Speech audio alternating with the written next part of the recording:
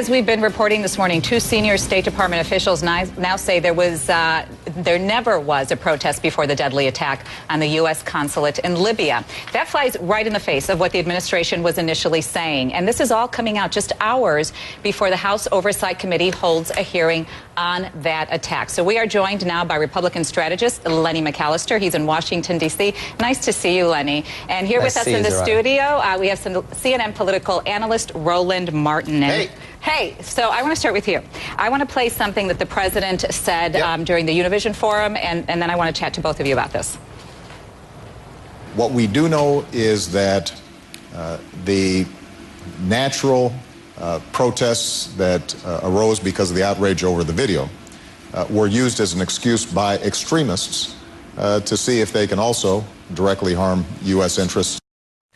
So, Roland, now we know that that's not true, right? That the protest did not cause this. We have a lot of reports that are coming out of the State Department.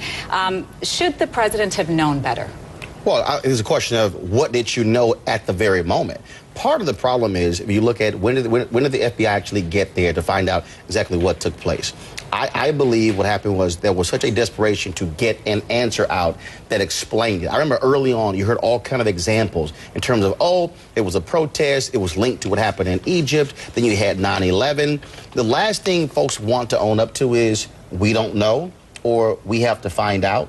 And I think, frankly, that played a huge role in this. And this is why it was so confusing when you heard so many conflicting stories as opposed to waiting to get all of the facts. Frankly, they didn't. That's why you sort of have these different stories. And remember, by earlier, I heard Ambassador Susan Rice. What did she say? She said, what we know today, you're going to hear a lot of that.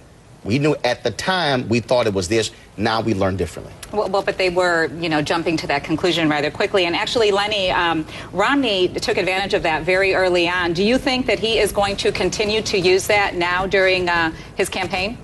He's going to use it, but he's going to use it in a different way. I think he's going to be less inclined to jump into the fray immediately without letting the facts come out himself, because he got bitten behind when he jumped out and spoke too soon as well. Plus, he also understands that as the administration's having a hard time explaining all this, as more facts come out and you see these contradictions, it's better to allow your opponent to continue to make their mistakes and stay out of their way while they're making these mistakes, specifically while this foreign policy debate comes up over the course of the next couple of days. This was supposed to be the strong suit of the Obama administration, the point that the Republicans don't want to talk about when it comes to this presidential campaign. Now it is something that is back on the table, and the more that Governor Romney feels confident and looks presidential, the more he can address these issues with confidence as we approach the 16th. Well, he also he can't continue to be so broad. I mean, if you look, when it came to his tax policy, same thing. Romney wants to be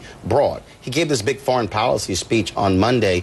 In many ways, he was echoing the exact same position of President Obama. And so he has to make clear, okay, what are you going to do differently than what we've seen? He's got a lot of criticism for not going into details. Wait a minute, gentlemen.